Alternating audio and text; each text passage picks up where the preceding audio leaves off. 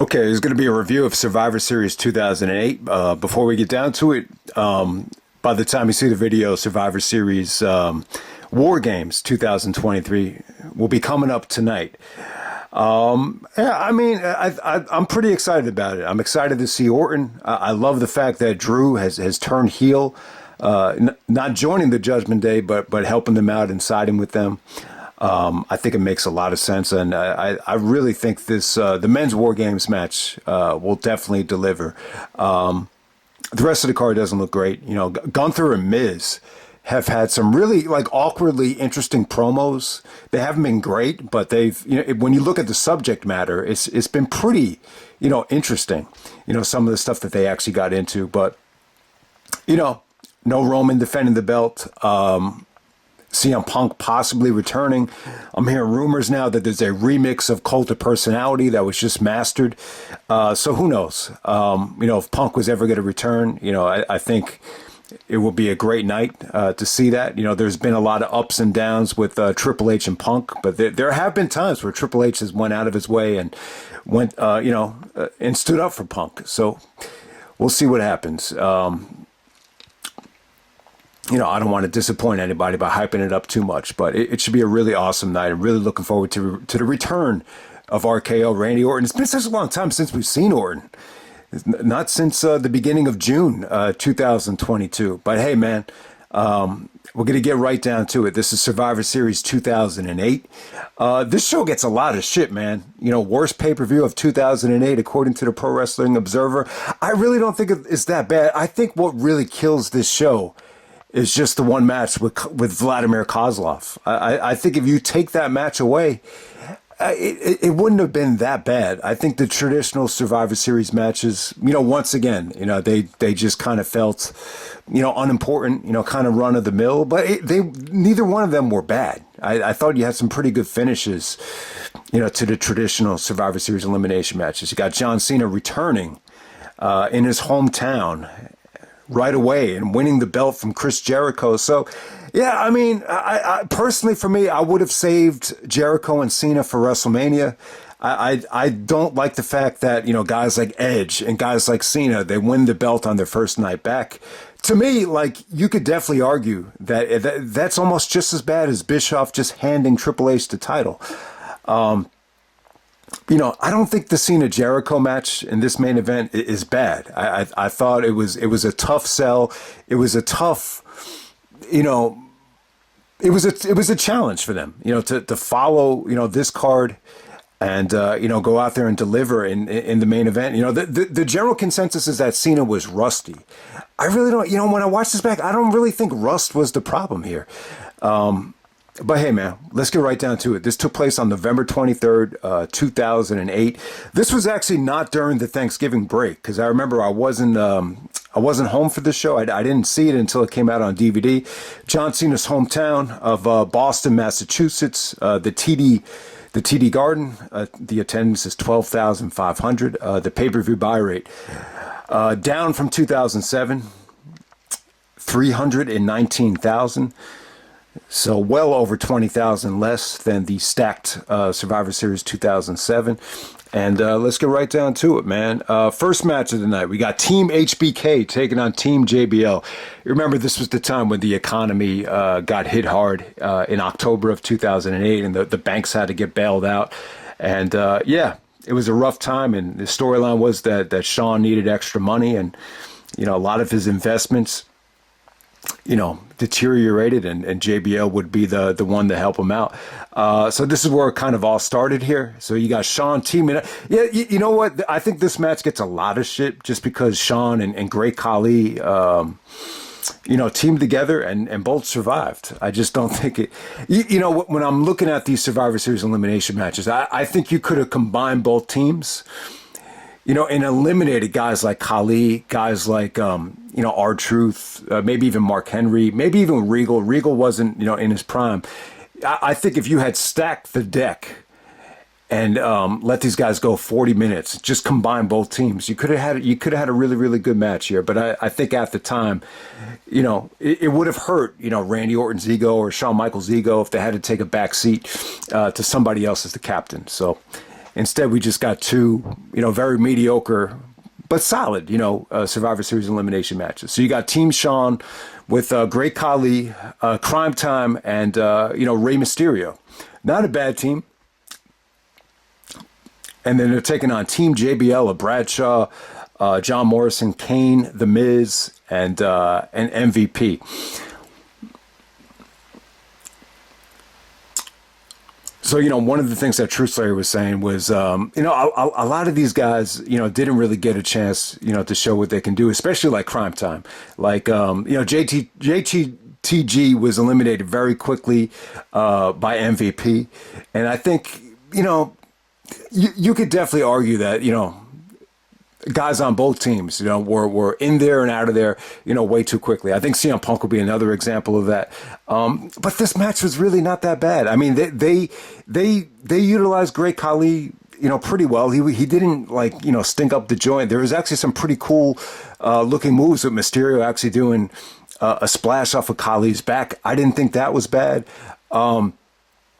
Miz didn't look great here, but I thought Morrison looked really good. You finally got to see Shawn and Morrison, really mix it up and go at it here. That's I would have loved to have seen Shawn, do some bigger, pay-per-view matches, WrestleMania or not, with guys like Punk and Morrison. I think, there was a lot to like here in terms of, Shawn's effort. I thought Shawn looked great. Shawn definitely brought his A game. Mysterio looked good. Shad got a lot more time than his other Cryme Time partners, so I thought he looked good. JBL actually got some "you can't wrestle" chants. He gets eliminated by getting counted out. Shawn kind of baits him onto the outside, so JBL gets counted out, and that continues that rivalry. Shawn actually, hits a really sweet super kick on John Morrison. So the sole survivors are Mysterio, Great Khali, and Shawn Michaels. I thought this was a fun opener. I thought it was fun. Certain guys just didn't look great here. I think Miz would be one of them. But overall, good but not spectacular. All right, next up we have the Survivor Series women's match. We got Team Raw going over Team SmackDown. So it actually comes down to Beth Phoenix and Maryse. Some of these girls, actually surprised me here. Not Michelle McCool, but Candice Michelle. I didn't think she looked awful here. I think she definitely got a lot better since she started training, because I thought she looked pretty impressive there. Maryse actually did a lot here. I wouldn't say she looked spectacular, but at the same time, her and Beth actually had a pretty nice finish to this thing. True Slayer actually said that he preferred the women's match over the opener here.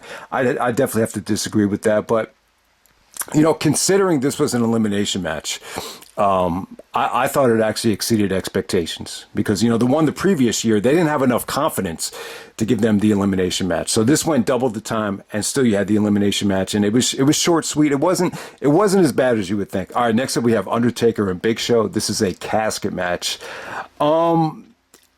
Yeah, so they go back to Taker and Big Show once again. I think Big Show had some juice to him. When he came back, for the Mayweather match, he was in great shape. So you want to kind of continue, Big Show's push and put him in a feud with The Undertaker. From what I remember, I haven't seen the match in a long ass time, but the Cyber Sunday, the whole event, and especially Taker and Big Show, I think they had what was voted in as a last man standing match was exceptional. Like it's probably the best Undertaker Big Show match. I thought Taker looked, really good here. He was still in really good shape at this time. He was really athletic. I thought this had some really good moments to it. But overall, though, it's definitely weaker than some of Undertaker and Big Show's previous matches, like No Way Out 2003. And I think that Cyber Sunday match, they clicked for whatever the reason. Here, there were some cool moments. Taker does the leg drop through the Spanish announce table. That got a huge pop. Taker actually does a choke slam to Big Show off the top turnbuckle.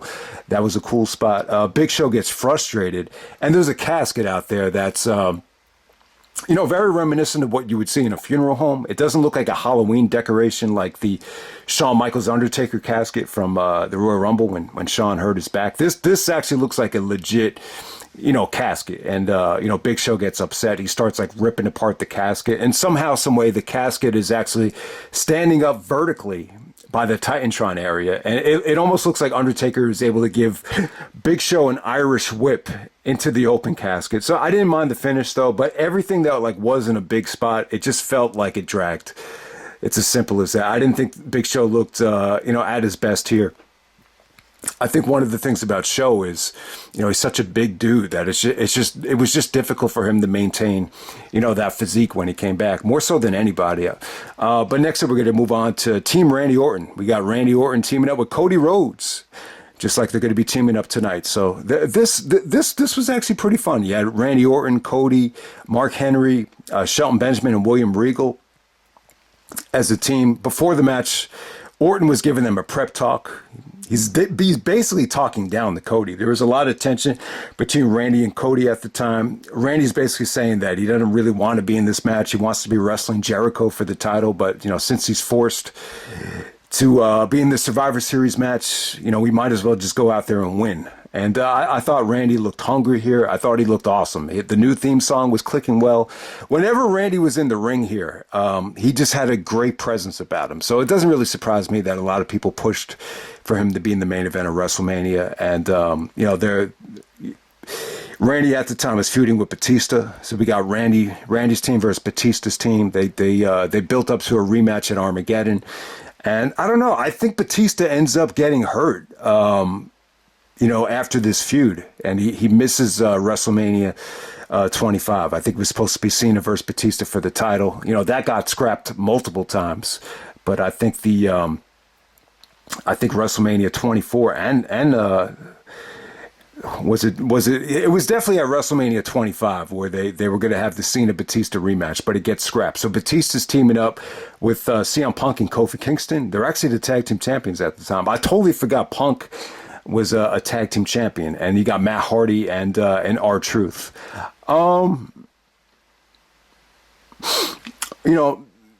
In terms of some of the criticism here, I just don't know if these teams were attractive enough for this to go on that much longer. Like I was saying, I think if you combine the teams, you definitely had the kind of talent where it could have went into the 40-minute mark. But with guys like this, I don't know. I couldn't see this going for that long. I thought it went pretty much the appropriate amount of time. What stood out here was Punk actually hitting the go to sleep on William Regal as soon as the match started. I think this was a feud that was going on. I think Punk and Regal actually was in the King of the Ring finals. So Punk did get his hands on Orton. But it wasn't, the animosity just wasn't where it should have been. For whatever reason, they pulled the plug on this Punk redemption angle with Randy Orton, and it just felt non-existent. Like you could barely even notice it, during the actual match. I thought Kofi had a really good showing. Matt Hardy gets eliminated quickly by Mark Henry. Henry was in there, more than you would have liked to. Shelton actually goes over R-Truth. He has some good stuff there. When Batista comes into the ring, it was pretty forced. JR tried to oversell, Batista's presence on commentary. He was like, oh, the dynamic of this match just completely changed with Batista's presence. So Batista's eliminating everybody. He spears Mark Henry. He's able to hit the Batista bomb on Shelton. He's about to put Cody away, but, Randy makes a pretty slick blind tag, and he ends up hitting the RKO on Batista, which came off great. I think at this time, Randy really perfected, the Viper-like RKO, and it got a huge pop. And, it looked really cool. But, I think Batista's ego was, quite shaken up at this time, especially going back to, the Undertaker stuff, taking a backseat at WrestleMania 24, wrestling with Umaga, and even at this time too. Like, I don't know. Like the thing about Batista were, it seems like it was really frustrating, booking Batista at the time. Like it just seemed like if he wasn't, main eventing for the title and wasn't getting that pay-per-view, bonus money, he was totally, just not interested. And, I think a perfect example of that would be the Umaga match. And, even the stuff with Jericho here, it was totally unnecessary just to give, Batista, for him to just kind of borrow the title just to make him happy. during Jericho's reign. I always hated that shit, but at this time, it felt good. It felt like, Randy and Batista were finally going to have, a legit feud here. But, I don't think Randy and Batista ever really, clicked in terms of it being, ever being a memorable feud. All right, next up we have what was supposed to be Jeff Hardy, Triple H, and Vladimir Kozlov. So Jeff had some really good showings against Triple H where he came up short. And, he kind of interfered and signed, the contract out of nowhere. And was supposed to be in this match. But he actually got beat up in his hotel room and, or he got beat up and, was unconscious and he was unable to compete. They actually interviewed Matt Hardy. Matt Hardy denies it. It ended up being Matt Hardy who attacked Jeff. But you could see during the Matt Hardy interview, he was a little bit cold. He was a little bit, shady. But hey, man, Jeff Hardy was getting hot. He definitely, deserved, to be in the championship match. I think looking back on it, maybe you saved Jeff's big victory for WrestleMania. 2 years in a row they had a chance to do it. They ended up doing it at Armageddon, but then they took it away from him in favor of the Matt Hardy stuff. Looking back on it, I think the Matt Hardy stuff was, somewhat disappointing, and you definitely could have had Jeff, have his big moment, at WrestleMania against whoever, whether it be Edge, Triple H, Randy Orton, Cena. There was even a guy like Punk. There was a million better options for WrestleMania 25, and instead we kind of got the same old shit in the title pictures. But yeah, the bottom line is this ended up being Vladimir Kozlov versus Triple H one-on-one for the most of the match, and yeah, Kozlov was just not good. This is one of Triple H's worst performances, and it's not really his fault. To be honest with you, I don't know if anybody could have pulled the magic sleeve out of their ass and saved Kozlov here. I mean, it looked that bad. He just, the fans were just bored to tears. There was just some really, really ugly looking offense. There was moments where he just kind of landed on his ass out of nowhere, very reminiscent of the Scott Steiner match. But, apparently this was a Vince guy. Vince was really high on Kozlov. I think Vince always was very intrigued of having a monstrous Russian, heel ever since, Rocky IV with Drago. You want to kind of, fill that void. But, to me, Rusev was definitely the better of the two. I think Rusev kind of gave Vince what he was looking for. Kozlov he just didn't have it, man. The guy was kind of a joke. He had this catchphrase where he would be like, "I love WWE." Here they were trying to make him more serious, more of a threat to the title. But the fans were just booing like crazy. They were chanting boring. Triple H had moments where he tried to, be very stiff and really get this thing going, but it wasn't until Triple H hit the pedigree. Vicky Guerrero comes out, and everyone thinks it's going to be Jeff. She's like, he's here. And then shockingly, it's Edge. So Edge comes out and, spearing everybody. Edge looked great, though. He looked like he just escaped from a cave. I think if you watched this show at the time, it probably felt fresh. It probably felt exciting. But when you look back at this, it's just like, all right, we're just giving Edge another championship, out of nowhere. And I get it. It's the ultimate opportunist. It fits his character. But, I got to say, though, the ending to this thing was really exciting because Jeff Hardy came out. Jeff comes out and he's attacking Edge. He accidentally clocks Triple H with the steel chair. And, somehow, some way, Edge actually steals the victory. And, it was just another time where Edge, finds himself champion. I mean, how many times does Edge come back and win the title? It's just, I don't know. I like long term, I wasn't crazy about this decision. I really wasn't. But, I really think like when Edge shocked the world with the Money in the Bank cash in for the first time, it created such buzz that they figured this would be just a nice, little way just to get attention on social media. Let's just have Edge return and win out of nowhere. And they did it at the Rumble too. So yeah, I mean, in a lot of ways, like Christian was right. Like Edge was really pushed to the moon, and he really got the kind of favoritism. He got a lot of favoritism. I mean, he really did. Did Jericho get this kind of treatment? Jericho had to totally reinvent himself and really, he had to work his ass off to get this championship reign. It's not like he was just given to it. And, the night Cena comes back, you just hand Cena the belt. It's a little bit frustrating as a Jericho fan. Okay, and on to the main event. We got Chris Jericho defending the World Championship against John Cena. So Jericho had to really build this thing up by himself. We've seen in the past,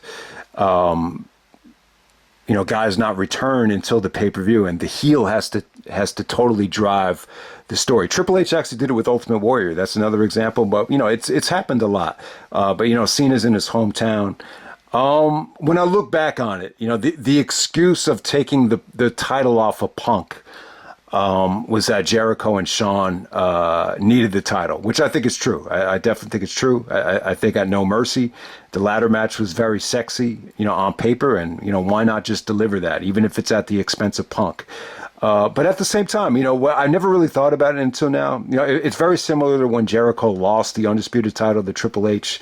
It's almost like we put the title on Jericho because we need a heel to put over the returning babyface. So there's a lot of similarities with this Cena Jericho match compared to the WrestleMania 18 main event. All right, so this gets a lot of criticism. I remember True Slayer and even some of the other reviews. The general consensus is that Cena was rusty. The funny thing is, when I watched this back, I can't really say that Cena was that rusty. Because Jericho dominated the match. Anytime Cena built any sort of momentum, Jericho cut him off.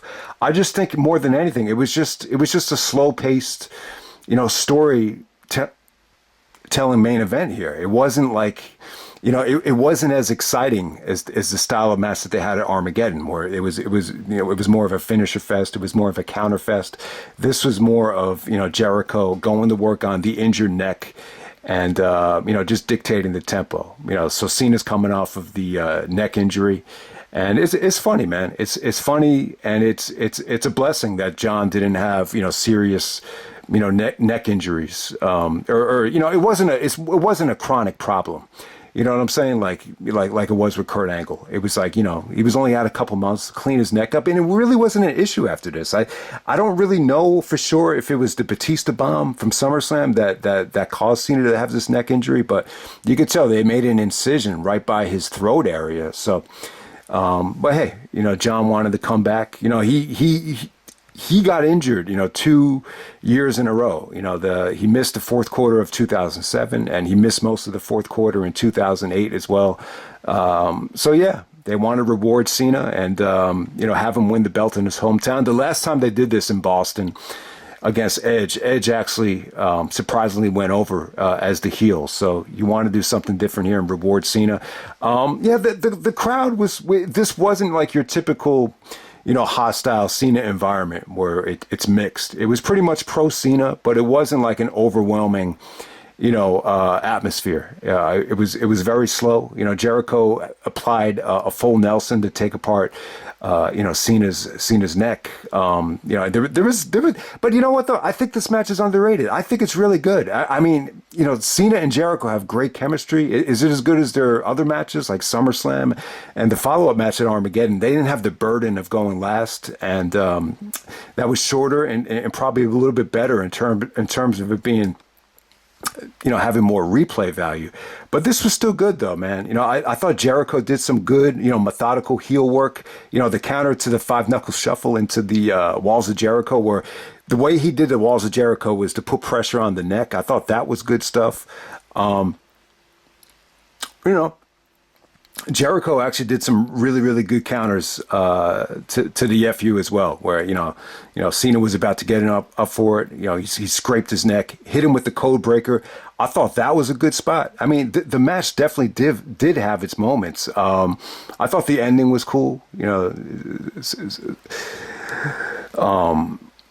It looked like Jericho actually countered the STFU into a small package. The small package spot was, I thought that was good. And then all of a sudden, Cena just brute strength, just picks up Jericho, transitions him, carries all his weight into the FU for the finish. And it's a good finish. It's a good match. Personally, for me though, I would have saved this for WrestleMania. I think there probably was a way, for Cena to come back in Boston and not be just rushed into a title match. I would have preferred, something a little bit more creative on the undercard. You could still give Cena the main event against, maybe a top heel. Maybe you turn Punk heel and maybe you do a JBL and Cena match. You could have JBL carry the feud. He could have easily done that. I just wasn't cool with, having Jericho be a transitional champion. Once again, I thought Jericho really, did a great job in 2008. But this reign is a little bit overrated, though, this Jericho reign. It definitely has its flaws. I don't like the fact that they took it away from him and, gave it to Batista just because Austin was the ref. I thought that was, I don't know. I just wasn't cool with that. I thought it devalued Jericho's reign. And, if you look at the best stuff of Jericho in 2008, I think most of it probably came, before he was champion. I think once he was champion again, there was just a lot of pressure, and it just, this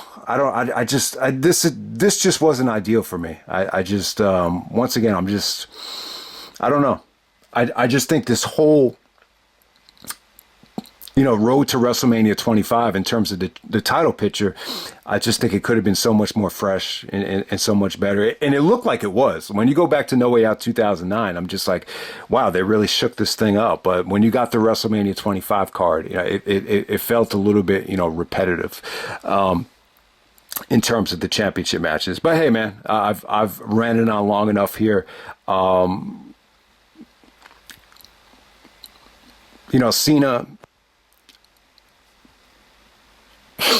Cena really took a backseat in 2008. This is the only time he won the belt, and his first time winning the world title, not the WWE title. So it's cool, man. If you want to look back at this thing and say this is a great night for Cena to return in his hometown and fight through this neck injury, which, didn't end up, plaguing and destroying his career like it did to other guys, then you could be appreciative of it. And I'll just end it right there. But yeah, I don't think this pay-per-view is awful. I think the main event definitely had a tough time following, the rest of this show. It almost had like a WrestleMania 18, feel for Jericho, in terms of having to, once again, go out there in the main event of a loaded show. But more than anything, I just think the Kozlov stuff really, printed a negative stain on this show. And I think that's why so many people are so negative on it. But yeah, is it the worst Survivor Series of the 2000s? It possibly is. I mean, if you were to ask me what's worse, 06 or 08, I think I might go with 06 just for personal reasons. But the thing that this show has on it is I think the Kozlov stuff is worse than anything that was on 06. But yeah, worst pay-per-view of 2008 as well. I mean, it probably was. The one thing about 2008 is that the shows were pretty damn consistent. So I could definitely agree with that. I really can't think of a 2008 pay-per-view that was, a lot worse than this. So I'll leave it at that. That's Survivor Series 2008, and I'm out.